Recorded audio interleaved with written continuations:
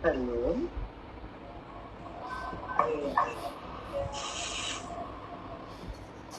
ओम सतगुरु प्रसाद आकाश अमृतवाणी।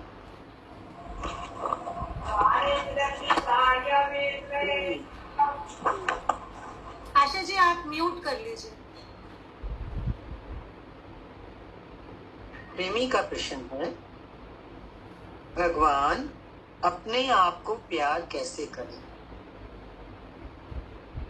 अपने आप को प्यार कैसे करें? भगवान ने बोला, दूसरे को प्यार करेगा तो तू मोह करेगा, पर जे अपने से प्यार शुरू करेगा प्यार तो तू सबको प्यार करेगा। प्रश्न क्या है?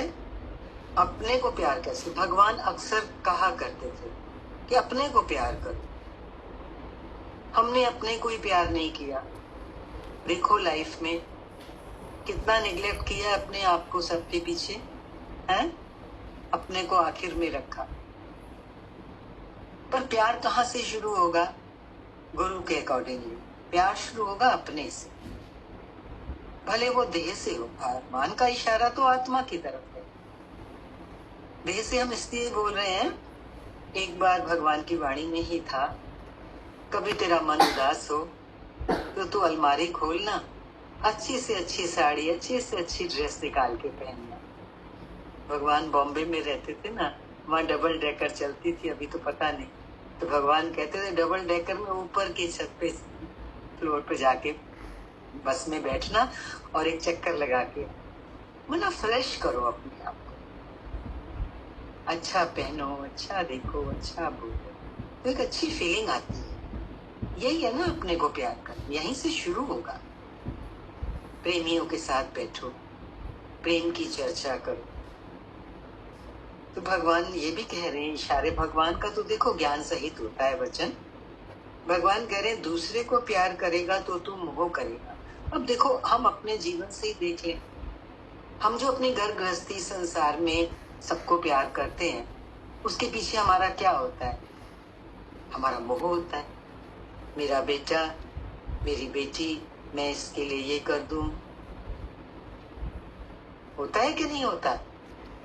हमको पूरी वाणी अपनी रहनी से लगानी है। भगवान का सारा ज्ञान रहनी का है। अपने से शुरू करेगा प्यार तो तू सबको प्यार करेगा। अब देखो यहाँ पे थोड़ा आध्यात्मिक स्तर पे भगवान का इशारा समझना है कि अपने से प्यार शुरू करेगा तो तू सबको प्यार कर पाएगा। भगवान आगे कह रहे हैं, अपना रूप पहचान, यही है मन तेरा दर्शन, यही है तेरा प्यार। क्या? अपना रूप पहचान। जी अगर हमने अपने को पहचान लिया, अपने को अभी तक नहीं पहचाना है ना, अभी तक अपनी पहचान हमारी क्या है? मैं ये शरीर, देह ध्यास। इस पहचान से क्या होता है? जब इसको शरीर समझ रहे हैं तो सामने वाले को भी तो शरीर समझ के ही संबंध है या प्यार है या लेन देन है। देखो उसमें तृप्ति नहीं आती, अभी तक तृप्ति नहीं आई। लगता है कुछ बाकी है, कुछ खोज करें, अधूरापन है जीवन में, कुछ अशांति सी है, लगता है ना। ये जब तक जीवात्मा का काम पूरा नहीं हो जाता, वो पूर्ण रूप से अपना दर्शन नहीं कर लेती। भगवान के शब्द भी हैं, अपना रूप पहचान रे मन, अपना रूप, अपना स्वरूप पहचान, यही तेरा दर्शन है। दर्शन करे साहिब का तभी शांति आए ना। तो वो कहाँ होगा दर्शन? बाहर नहीं होगा, पहले अंदर होगा, फिर बाहर भी होगा। तो भगवान कह रहे हैं, अपना रूप नहीं पहचाना तो कुछ नहीं किया। दूसरे को देखा, दूसरे को पहचाना, ये किया तो क्या हुआ? कोई मित्र सहेली आए, कोई रिश्तेदार आए तो पहचानते ना, मामा आया, चाचा आया, बुआ आई, भाई आया, ये पहचाना तो क्या किया? मना क्या? वो पहचान हमारी व्यर्थ है, क्योंकि वो पहचान कौन सी है? वो तो देह की पहचान है ना। मेरा बेटा आया, देह की पहचान करी, लेकिन बेटा क्या वो शरीर है? बुआ क्या वो शरीर है, भाई क्या वो शरीर है। अब हम शरीर तब तक समझ रहे हैं क्योंकि हमने अभी तक अपने को शरीर समझा है। हिम्मत रखनी है इस रास्ते में, अपना रूप पहचान। गुरु कह रहे हैं अपने से प्यार करने का मतलब है अपना रूप पहचान, तभी तू दूसरे को प्यार कर पाएगा। जब वो आएगा तो तेरा दर्शन कौन सा होगा, उस आकार में, उस ढांचे में। भाई आया वो एक ढांचा है, बेटा आया वो एक शरीर का ढांचा है, पर रूप क्या है, उसका स्वरूप क्या है। अगर मैंने अपना स्वरूप पहचाना होगा पहले, तभी उसको पहचान सकते हैं कि वो कौन आया। जब उसके उस वास्तविक स्वरूप को पहचानेंगे, अपना पहचानने के बाद, तभी उसको प्यार कर पाएंगे। माना उसकी महिमा करेंगे ना कि भगवान आया। सुनने में आपको बड़ा लग सकता है, पर ये जर्नी है, ये यात्रा है देह से आत्मा तक की। कहां से शुरू होगी, हमारे स्वयं से शुरू होगी। पहले अपने को पहचान, सारी दुनिया खोज लेते हैं, कितनी खोजें हुई हैं, होती ही चली जा रही हैं, कोई अंत नहीं। तो बड़ी में बड़ी खोज कौन सी है जो सारी खोजों का अंत कर दे। कहते हैं ना, उस एक को जाना तो सबको जान लिया। वो एक कौन है, वो तेरा अपना स्वरूप है, तेरी आत्मा है। आत्मा शब्द ऐसे लगता है पता नहीं क्या चीज होगी, पर वो मैं स्वयं हूँ। गुरु कह रहे हैं, शास्त्र कहता है, तेरे शरीर को धारण करने वाला मैं हूँ, और वो मैं और तू अलग नहीं है। तो दूसरा ही देखा ना, कोई आया तो हमने क्या देखा, दूसरा ही देखा। अपने आप में गुम रहना है ईश्वर इच्छा से। अब देखो भगवान क्या कह रहे हैं, अपने आप में गुम रहना ईश्वर इच्छा से। अब ये जो हमारा प्रयास है, हमारी साधना है कि हम अपने स्वरूप को पहचानें, ताकि हम पूरी सृष्टि से प्यार कर सकें। आज बहुत इंपॉर्टेंट पॉइंट है कि पहले हम अपने से प्यार करें, और अपने से प्यार करने से मतलब हम अपने स्वरूप को पहचानें। अब अपने स्वरूप को पहचानने के लिए क्या करना पड़ेगा, भगवान कह रहे हैं अपने आप में गुम रहना सीखना पड़ेगा। अभी तक जितने जीवन के वर्ष व्यतीत किए, क्या किया, बाहर ही तो घूम रहे, बाहर ही घूम रहे। कहां कहां नहीं दौड़ा ये शरीर, ये मन, ये इंद्रियां, बाहर ही दौड़ती जा रही है, बाहर ही दौड़ती जा रही है। आज गुरु मिले हैं, पूर्ण गुरु मिले हैं, क्या कह रहे हैं, हम उनकी बात को धारण करें।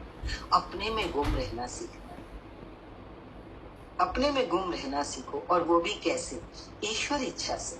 अब ईश्वर इच्छा से क्या तात्पर्य है, और अपने में गुम रहने से क्या तात्पर्य है।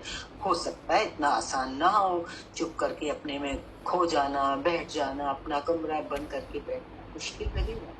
लेकिन देखो, हम जिस भी प्रकृति में, हमें अपने में गुम रहना माना रजा में राजी रहना है। उसने हमें जो परिस्थिति बना के दी है, जो व्यक्ति दिए हैं, जो स्थान दिया है, जो वातावरण दिया है, तो कभी मन खिन्न होता है कि ये तो मेरे अनुकूल नहीं है, या मेरी साधना नहीं हो पा रही है, या मैं खुश नहीं हूं इस चीज से। नहीं नहीं, गुम रहने का मतलब ही यही है कि मेरे आसपास जो भी है, जैसा भी है, होता रहे। वो तो ईश्वर इच्छा है ना, अपने में गुम रहना है ईश्वर इच्छा से। जब ईश्वर इच्छा को पहले स्वीकार करेंगे कि जो कुछ भी मुझे मिला है वो ईश्वर इच्छा से मिला है, अब कोई कैसे भी चले, मेरे आसपास कुछ भी हो, तो मैं शांत, क्योंकि मैंने गुरु का वचन पी लिया कि मुझे अपने में गुम रहना है। अब यहाँ पे ये हम स्पष्ट करना चाह रहे हैं कि अपने में गुम रहने से मतलब उदास नहीं हो जाना है, हमें कोई ऐसे अपनी जबान को बंद नहीं कर लेना है। इतनी घुटन में भी इंसान नहीं रह पाता है, लेकिन अपने में हम गुम रह सकते हैं। अंदर ही अंदर हम ये निश्चय करते चले जाएं, क्योंकि देखो मन का स्वभाव होता है, छोटी छोटी बात में कुछ भी लाके दिखाता है हमारे को। तो हम गुम नहीं है ना, हम बाहर एंटर कर जाते हैं उसमें। जब भी कुछ मन लेके आए तो समझो मैं तो बाहर प्रवेश कर गया, मैं तो अपने से दूर हो गया। तो अपने से दूर होंगे तो अपने स्वरूप को नहीं पहचान पाएंगे ना। अपना स्वरूप भीतर है, सारी लीला बाहर है संसार की। समझ रहे हो बात को। तो उसमें गुम रहने में, अपने में गुम रहने में, शोर में रहते हुए चारों तरफ शोर हो भले, हम अपने में हैं। कब हो पाएंगे अपने में, इस पे भी भगवान बहुत हेल्प कर रहे हैं। वो कह रहे हैं ईश्वर इच्छा से, हर बात में ईश्वर इच्छा डालते जाओ और बस जो सामने सेवा आए, जो धर्म कर्तव्य दिखाई दे रहा है उसको करते चलो। प्रेमी का दूसरा प्रश्न है, भगवान मन को बहुत रोकते हैं पर रुकता नहीं है। भगवान मन को रोकेगा तो जैसे चूहे को रोकते हैं, रुकता नहीं है ना। मन कैसा है, चंचल। बंदर का भी उदाहरण देते हैं मन के लिए, एक डाल से दूसरी डाल, बंदर एक पल भी चैन से नहीं बैठ सकता। ऐसे ही हमारा मन, एक डाल से दूसरी डाल, एक विषय से दूसरे विषय पर, एक चिंतन से दूसरे चिंतन पर, ये छलांगे ही लगाता रहता है। भगवान ने बोला जैसे चूहे को रोकना चाहो नहीं रोक सकते हैं, ऐसे ही मन को रोकना मुश्किल तो है, पर मन को ऐसी मुरली बजाओ जो वो मस्त हो जाए। मन को क्या करना पड़ेगा, मस्त करना पड़ेगा। अभी देखो हम सत्संग में बैठे हैं, मन तो कहीं नहीं चंचल हो रहा, कहीं भी नहीं जा रहा, मस्त है इस टाइम, पर पूरी कोशिश कर रहा है मन कि मैं ध्यान से सुनूं, एक शब्द भी उछल ना हो जाए, इधर उधर ना हो जाए। तो इसको मुरली सुनानी है गुरु के ज्ञान की, हर पल हम उसी में रखें ना इसको, तो फिर ये मस्त हो जाएगा और गुम भी हो जाएगा। मस्त होगा तो गुम होगा ना, कोई अच्छी चीज मिले तो हम उसमें गुम हो जाते हैं। मन मस्त हुआ तो फिर वो क्या बोलेगा, मन की मस्ती चाहिए। मन को कौन सी मस्ती चाहिए, भगवान कह रहे प्रेम की। मन को मस्ती चाहिए प्रेम की, मुरली चाहिए प्रेम। भगवान का तो सारे ज्ञान का आधार जो नींव है वो क्या है, प्रेम ही तो है। और देखो आज ये बहुत खुल के सामने आ रहा है। हम प्रेम समझ लेते हैं कहीं बाहर करना है, कहीं जाके करना है, उसमें शायद कोई क्रिया या कर्म करना होगा। आज तो बिल्कुल मूल से पकड़ा रहे हैं भगवान कि अपने स्वरूप को पहचानो। पहले प्रेमी का प्रश्न भी वही था, वाणी शुरू वहीं से हुई थी, भगवान अपने आप को प्यार कैसे करें। तो प्रश्न में भी तो गहराई है ना, अपने आप को प्यार करने से मतलब अब क्लियर हो रहा है ना, अपने स्वरूप को पहचानना। मैं कौन, जब ये समझ में आ जाता है मैं कौन, तो फिर कोई भी जब सामने आता है तो तू कौन, मैं कौन तो तू कौन, ना मैं शरीर ना तू शरीर, सब उस मालिक की लीला हो रही है। हर रूप भले रूप में दिखेगा, लेकिन कैसे दिखेगा, मेरा मालिक इस रूप में लीला करने आया। खाली तो मन को मारेगा तो कुछ नहीं होगा, मरेगा ही नहीं।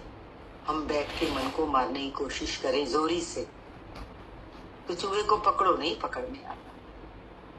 ऐसे ही मन को हम जोरी से मारने की कोशिश करेंगे। सत्संग में आ गए हैं, इस चीज से भी मन हटाएं, उस चीज से भी हटाएं, सालों से करके देखा भी होगा, होता है साधक को।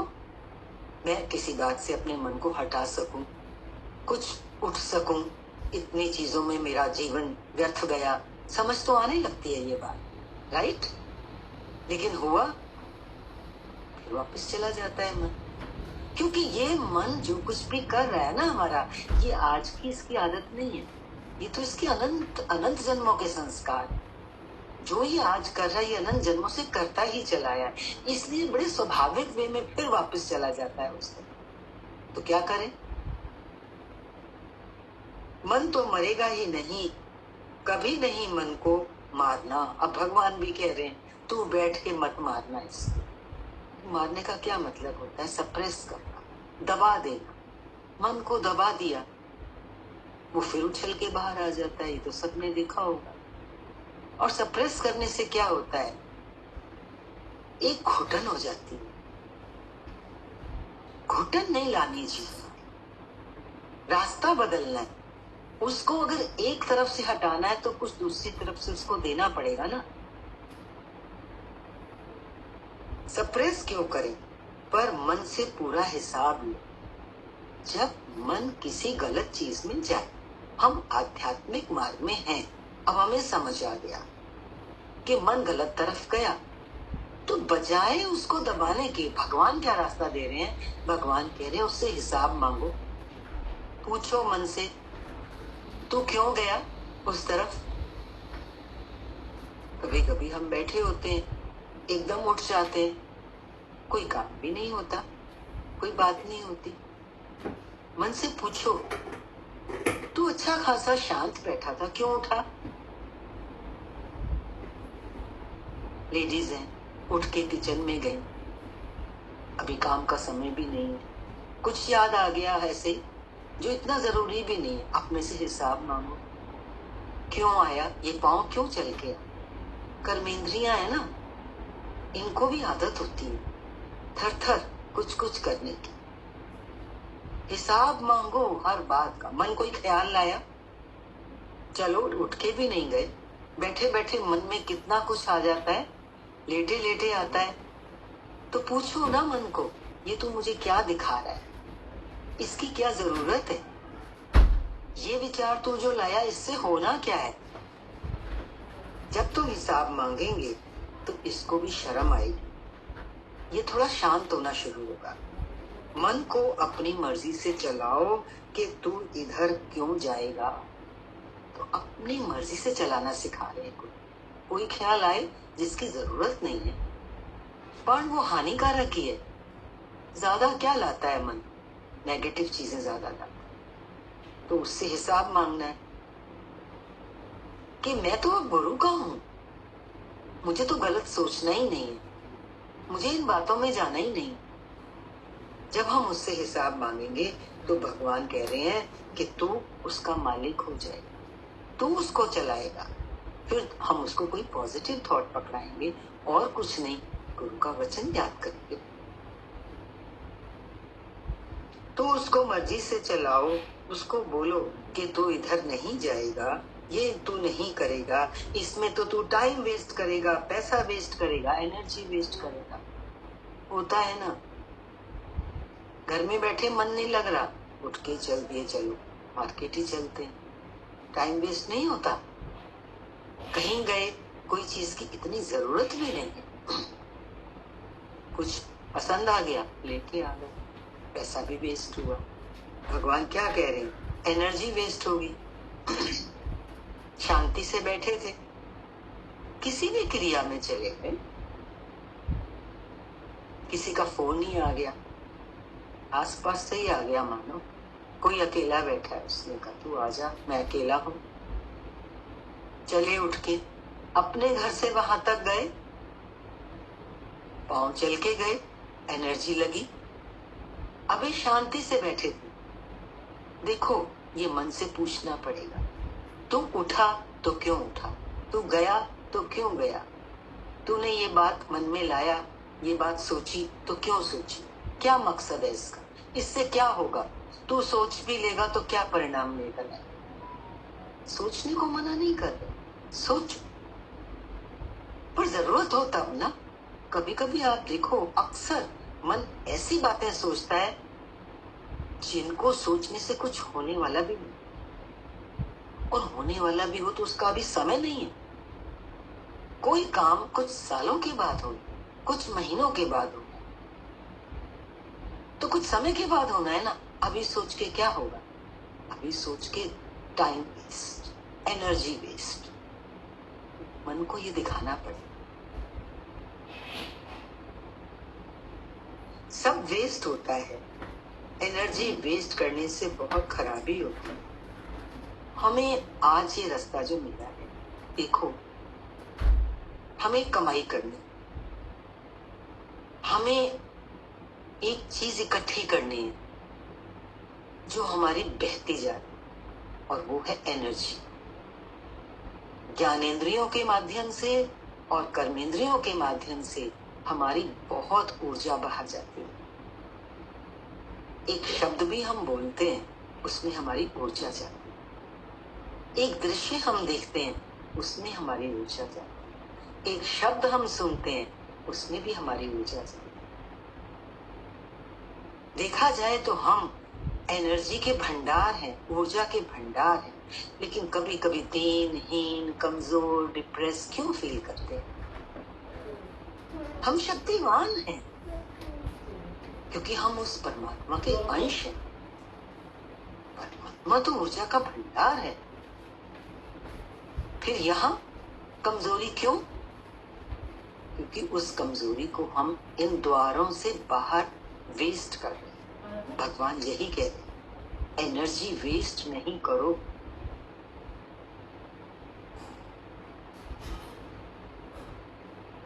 एनर्जी वेस्ट करने से बहुत खराबी होती है। अगला प्रश्न आ रहा है प्रेमी का।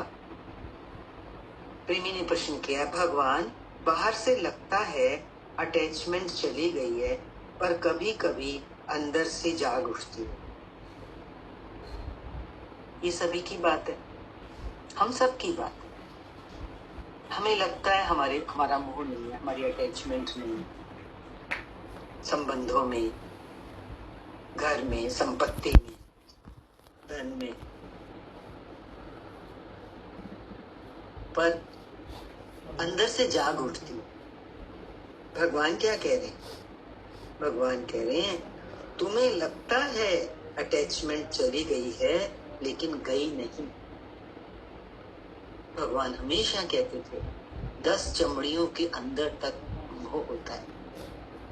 ऊपर ऊपर से लगेगा मेरा मोह नहीं, मैं तो ठीक है, बस ध्यान देता हूँ जो मुझे करना है, बाकी ऐसे लगता है। हम अपने आप को ऐसे सोचते हैं, पर टाइम पे देखो वो अटैचमेंट सामने कैसे उभर के आती है।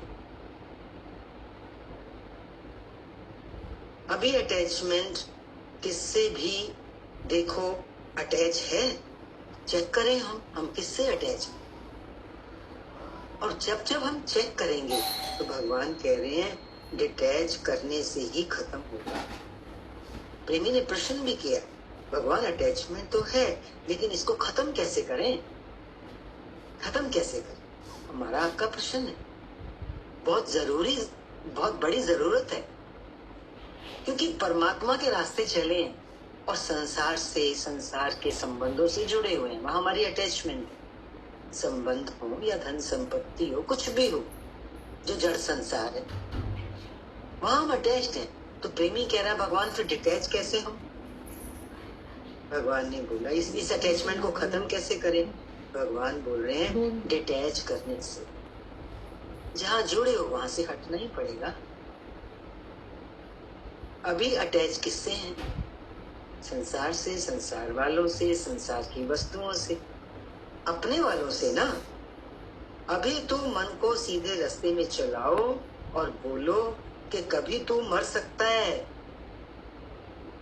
अब डिटैच करने की युक्ति बता रहे हैं भगवान कि इसको दिखाओ, इसको बोलो कि तू जो अटैच होके बैठा है और अभी तू मर गया तो इस अटैचमेंट का क्या होने वाला है? बड़े में बड़ा नुकसान बल्कि ये होने वाला है कि तू यहां से एक डोर बांध के जाएगा अगले शरीर। किसकी डोर? अटैचमेंट की डोर, संबंध की डोर, मोह की डोर, वासना की डोर। ये बहुत इंपॉर्टेंट बात है, समझने की बात है ये कि अभी तू मर सकता है या कभी सामने वाला। अभी तू बैठा है, सामने वाले का हार्ट फेल हो गया, वो मर सकता है। तो तूने जिसमें अटैचमेंट रखी तो क्या अटैचमेंट हुई? वो तो एक पल में चला गया। कहां गया? वो तो तेरा क्या था, प्यारा था, अब है एक पल में नहीं है ना। कैसी अटैचमेंट? किस बात की अटैचमेंट? रहा ही नहीं, तू नहीं रहा या वो नहीं रहा। और जो हम अटैचमेंट लेके बैठे हैं उसका नुकसान हम देखें, तभी हम डिटैच करेंगे ना। और डिटैच भी देखो युक्ति से करेंगे, और ज्ञान हमें युक्तियां देता है। कौन सी युक्ति? विचार की। विचारो, अभी तुम नहीं हो या अभी वो नहीं है, तो अभी तू नहीं है तो उनकी क्या हालत होगी? क्या हालत होगी सामने वाले की? और अगर वो चला गया तो तुम्हारी क्या हालत होगी? इस बात पे ध्यान जाए। इस गहराई में गुरु हमें लेके जा रहे। ये तो चला चली का मेला है संसार। क्या पकड़ के बैठे हैं कितना, जैसे परमानेंट। हम तो हजारों सालों तक जाने वाले नहीं, सामने वाला भी जाने वाला नहीं, जो कुछ मेरा है वो जाने वाला नहीं। ऐसा तो नहीं है। कोई हमें आके बताए ये बात तो नहीं है। सब जानते ही हैं। लेकिन हम चल कैसे रहे हैं? चल तो ऐसे ही रहे ना जैसे सदा रहने वाला। और गुरु कहाँ से जगा रहा है? अभी तू नहीं है तो वो रोएगा, और वो नहीं है तो बैठ के तू रोएगा। क्यों ना काम अभी कर ले। भगवान कह रहे हैं अटैचमेंट दूर होगी डिटैच करने से। और डिटैच कैसे होंगे? ऐसे थोड़ी कोई चीज मेरे को चिपकी है तो उसको मैंने हटा दिया, है ना। कोई संबंध है तो उसको मैंने विराग ले लिया, या कोई अंदर से कोई दूसरी भावना ले आए उसके लिए।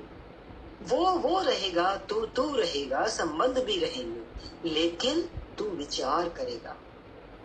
विचार। गुरु क्या पकड़ा रहे हैं? विचार पकड़ा रहे हैं। तो डिटैच करना थोड़ी पड़ेगा। अभी मैं नहीं हूं या अभी वो नहीं है, तो ये सब क्या है? परिवर्तनशील है। परिवर्तनशील। जब इतना फास्ट परिवर्तन है संसार के अंदर, हमें लगता है 60 साल की जिंदगी, 80 साल की जिंदगी, 90 साल की जिंदगी, इतना धन, इतना बड़ा घर, ये सब हमें लगता है ये सब पल भर का खेल है। देर नहीं लगती बिगड़ने में। कहीं भूचाल आ जाते हैं, कहीं बाढ़ें आ जाती हैं। क्या हाल होता है? जो इतनी जीवन भर का बनाया हुआ होता है, 1 मिनट में जल जाता है या डूब जाता है। ये विचार तो डिटैच हो जाएगा। तो हम पहले ही भगवान की अमानत समझ के छोड़ें, हैं? भगवान की अमानत, जो कुछ भी इतना दृढ़ कर लें अपने अंदर, जो भी मेरे आस, जो भी कुछ मुझे मिला है वो भगवान की अमानत है। तो जाए या ना जाए, नफा हो या घाटा हो, एक ही बात है, समदृष्टि। ये संभाव जैसे जैसे दृढ़ होता जाएगा, बढ़ता जाएगा, तो डिटैच हो जाएगा। हमने ये देखा है कि स्त्री का पति जाता है तो वो फिर भी ठीक रहती है, पर अगर तुम्हारी स्त्री जाएगी तो तुम बर्बाद हो जाएगी। जे तू अटैचमेंट दूर करने के पीछे पड़ेगा तो तू दूर ही हो जाएगा, पर मौन से। उनसे कम जास्ती नहीं बोलो, तीखा मीठा नहीं बोलो। तीखा मीठा बोलेगा तो फिर सांप जैसा गले में आके पड़ेगा, है ना। कैसे चले अपने कर्म प्राणी के साथ, पत्नी के साथ या पति के साथ? तीखा मीठा नहीं बोले ना। तीखा मीठा बोले तो क्या होगा? कर्म बनता है ना। फिर मिलते हैं कर्म को हिसाब चुकाने के लिए। तो भगवान ये कह रहे हैं हमारी रहनी कैसी हो? मौन में हो, कम से कम लेन देन हो। तुम ऐसे नॉर्मल शांत रहो। पॉइंट समझ में आ रहा है? भगवान कह रहे हैं अपने कर्म प्राणियों से कैसे हम डिटैच हो सकते हैं? उनसे कम जास्ती नहीं बोलो, तीखा मीठा नहीं बोलो। ये बात क्लियर हो रही है? तीखा मीठा बोलेगा तो फिर सांप जैसा आके गले में पड़ेगा। इस पे एक छोटा सा दृष्टांत बहुत पहले सुना। एक लड़की थी, तो इसी जन्म में, अभी वो तो छोटी ही थी, जंगल से जाती थी, जंगल पार करके, तो किसी जन्म में वायदा किया 7 जन्म का साथ है। तो जब भी वो वहां से जाती तो वो कहीं से आवाज आती कि मैं तो तुझे बहुत प्यार करता हूँ, मैं तेरे पास आना चाहता हूँ, तो वो बड़ी हैरान होती थी। जब भी जाए तो उसको ये आवाज आए। तो एक दिन उसने कहा कि तू कौन है जो रोज मुझे पुकारता, इतना तू सामने क्यों नहीं आता, सामने आ। तो उसके गले में आके सांप पड़ा। ये दृष्टांत है। माना क्या कि जो भी वासनाएं हम डाल देते हैं, अटैचमेंट, वासना मीन्स अटैचमेंट, उनका कितना भुगतान करना पड़ता है। अभी ये एक दृष्टांत है कि वो भगवान ने भी बोला ना, वो सांप आके पड़ेगा तेरे गले में। कहने का मतलब ये है कि आज हम तीखा मीठा बोले, कम जास्ती बोले, तो हमारे कर्म बन जाते हैं। उनको चुकाने के लिए फिर हमें अगले जन्म में उनका साथ मिलता है। तभी भगवान हमेशा कहते हैं, जो तुम्हें 4 जन्म मिले वो तुम्हारे कर्म प्राणी, तुम अपने कर्म का हिसाब चुका रहे हो उनके साथ। तभी पहला शब्द भगवान ने बोला, अपनी रहनी कैसी बनाओ, मौन में बनो। माना क्या, गूंगे नहीं हो जाना है, कम जास्ती नहीं बोलो, ऐसे भी नहीं बिल्कुल गूंगे हो गए, जास्ती भी नहीं बोलो, ऐसे भी नहीं कि किसी के साथ जरूरत से ज्यादा लेन देन तो तुम अटैच हो जाते हैं। जरूरत से ज्यादा हम किसी के साथ व्यवहार करते हैं तो अटैच हो जाते हैं। निमित्त मात्र। भगवान जो रास्ता दे रहे हैं वो कौन सा दे रहे हैं? विचार का, सावधानी का और धीरे धीरे चलने का। ये ज्ञान समझने का है।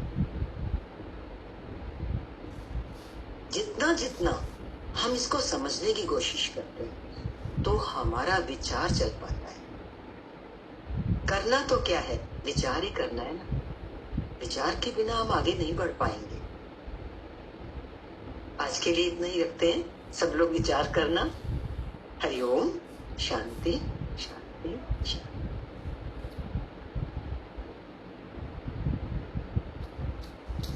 हरिओम आंटी जी। हरिओम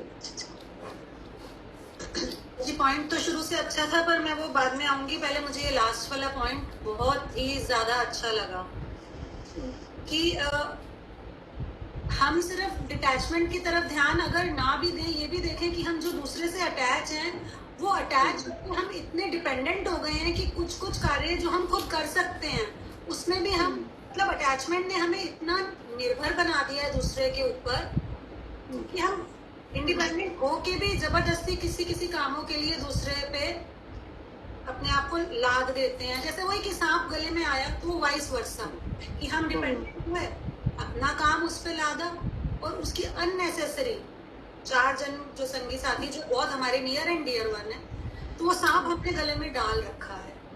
ठीक है ना, कि वो खुद कर भी सकते हैं वो काम, पर हमने अटैचमेंट को इतना ज्यादा बढ़ा रखा है कि वो, जैसे आपने बताया कि वो हमेशा वो बोलता रहता था, उसे अटकाता रहता था कि तेरा होना चाहता हूँ या कुछ भी, तो वो अपने जो 4 संगी साथी हैं वो उनकी वो आवाज अननेसेसरी हमारे कानों में ना गूंजती रहती है कि तुझे तो मेरा ये काम करना ही करना है, करना ही करना है, करना ही करना है। तो हमने अपनी लाइफ को इतना टैंगल्ड कर दिया उसके चक्कर में कि हमारा ध्यान कहीं और जा ही नहीं पाता। हम उनके कामों में ही अपने आप को इतना व्यस्त कर लेते हैं कि हम अपनी ऊर्जा उसी चीज में ही वेस्ट करते जा रहे हैं। तो और करना क्या है, युक्ति युक्त करके केवल विचार करना है। हमें डिटैचमेंट के लिए कोई स्टेप थोड़ी उठाने हैं। तो सिर्फ यही गुरु ने सिखाया ना कि थोड़ा सा तोल मोल के बोलना है, ना ज्यादा तीखा ना ज्यादा मीठा। ठीक है, तो तीखा मीठा ना बोले और समभाव रहे। तो ये पॉइंट इतना अच्छा लगा। काम तो कुछ नहीं छूटने, बच्चे मिले हैं, परिवार मिला है, तो हम करेंगे तो सभी कुछ। और ये बुद्धि भी प्रभु ने ही दी है कि उनका कार्य तो सारा करना ही है, पर ना खुद उनके ऊपर ओवर डिपेंडेंट रहना है, ना उनको अपने ऊपर गले में सांप की तरह टंगाना नहीं है।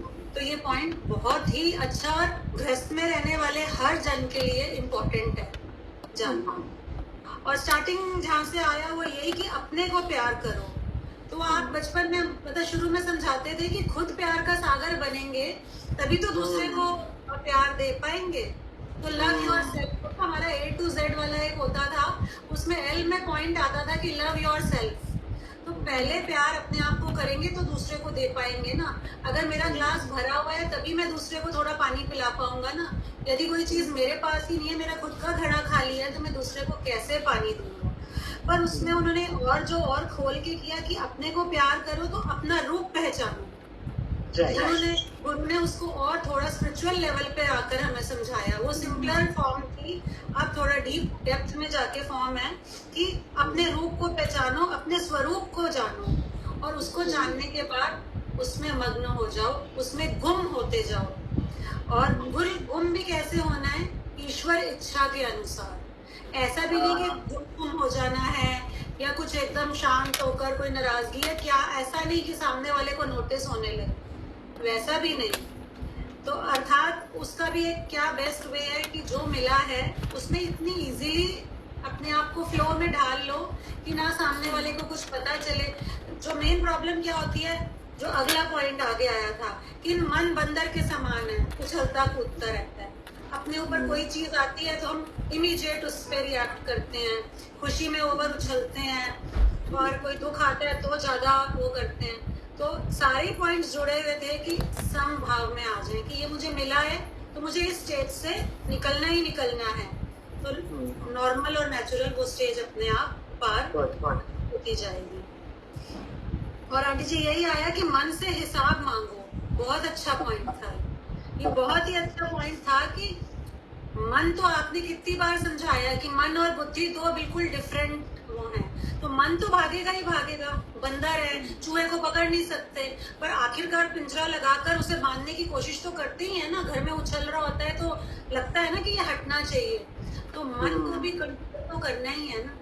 तो कैसे कोई गलत, अब हम क्योंकि जागरूक हो चुके हैं तो हम हिसाब मांग सकते हैं कि अगर ऐसा हुआ तो क्यों हुआ, मन तू क्यों उछला, तू क्यों बाहर गया, या गया तो अगली बार वो वहां जाने से कैसे बच सकता है। अगर हम उस गतिविधि को नोटिस करेंगे, उसे पकड़ेंगे, तभी अगली बार वो गलती करने से रुक पाएंगे। तो ये पॉइंट अच्छा था कि मन से हिसाब मांगो और उसे ये याद दिलाओ कि हम तो गुरु के बच्चे हैं। तो ऐसे जो भाग रहा है उस पर रोक लगाओ और गुरु वचनों की रोक लगाओ,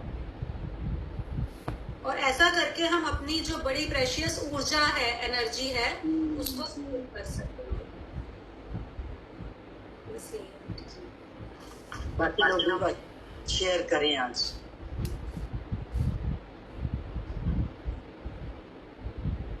आप अपना माइक कैमरा ऑन।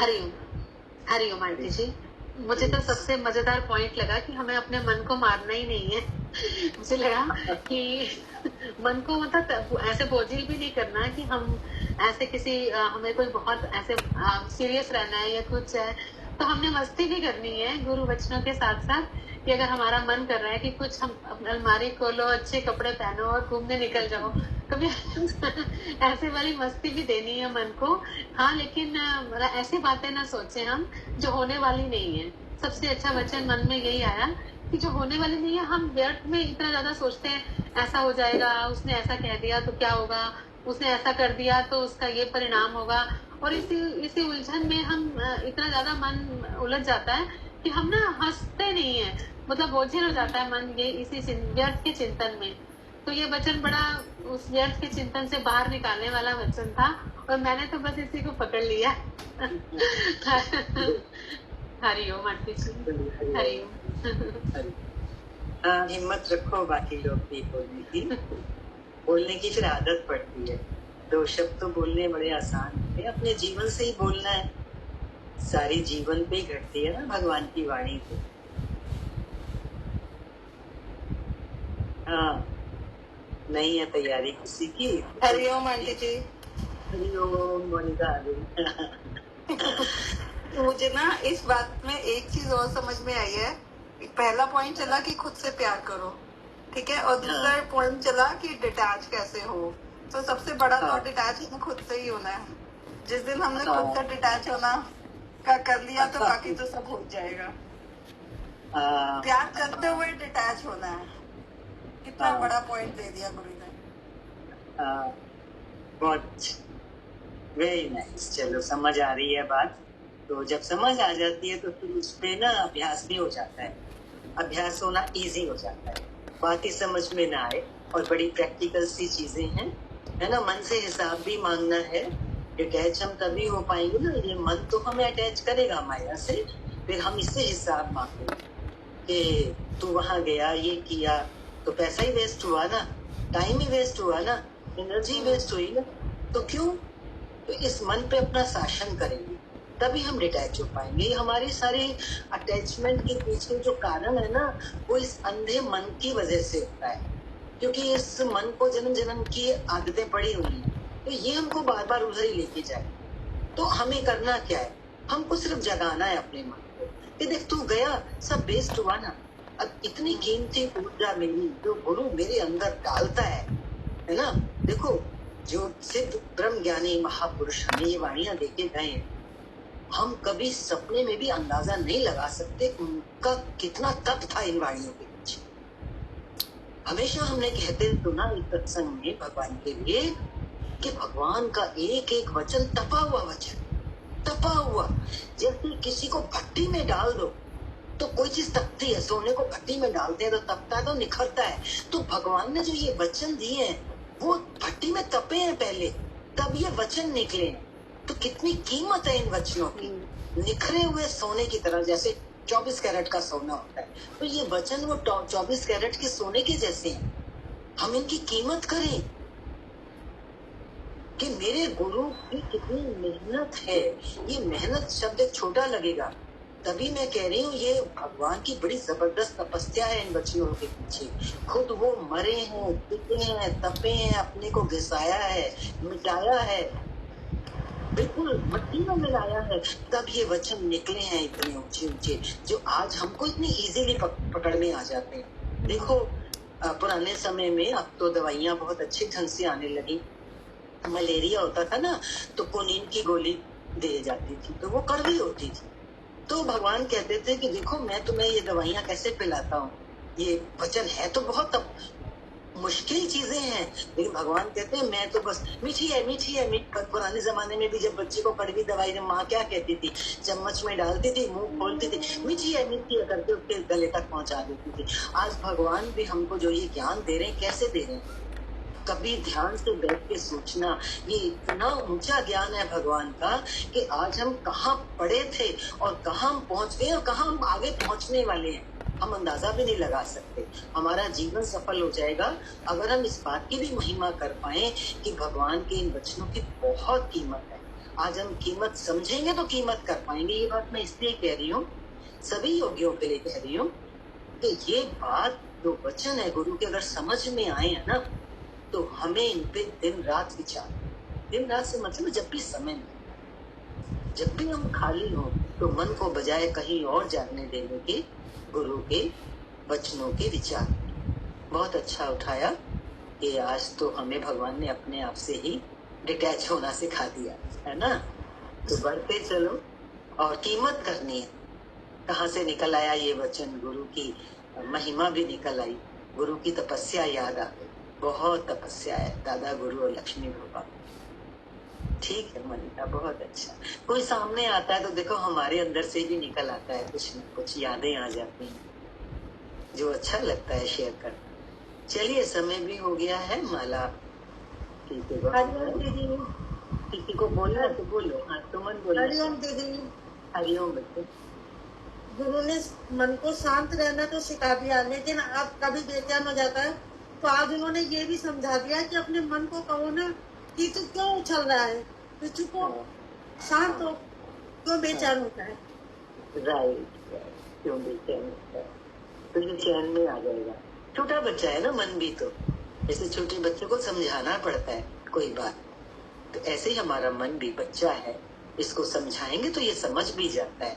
कहते हैं ना मन चंचल है या बहुत इधर उधर लेके जाता है, पर भगवान का एक वचन और है, मन तो ज्योत स्वरूप है। इस मन को बोलो, तेरा उद्गम कहाँ से हुआ है? उस परमेश्वर परमात्मा से तो तू भी आया है, सब कुछ तो उसी से आया है, सब कुछ परमेश्वर से उपजा है, तो ये मन भी तो उसी से उपजा है। तो इसको इसकी असलियत भी दिखानी है। हमेशा बोलो तू ज्योत स्वरूप है, तू ज्ञान स्वरूप है, क्योंकि तू ज्ञान गुरु के पास पहुंचा है, तुझे रोज ज्ञान के प्याले पीने को मिल रहे हैं, तो ये भी राजी हो जाएगा, शांत हो जाएगा। बहुत अच्छा, समझाते चलो मन को और आगे बढ़ते चलो। कोई भी बाधा आए उसको क्रॉस करके निकलते जाओ, ऐसे ही रास्ता तय होगा और मंजिल मिल जाती है। बस गुरु का आशीर्वाद होगा। हरिओम दीदी। हाँ, भगवान बैठे हैं आकाश में, सबको देख रहे हैं कि सब मेरी वाणी पी रहे हैं। आज की वाणी से मुझे यही मिला कि उसको समझाना, कहना कि वो क्यों चल रहा है। हाँ बिल्कुल बिल्कुल, बहुत अच्छा बहुत अच्छा। सब सुखी रहें बच्चों के साथ। चलिए, सेवा किसकी है?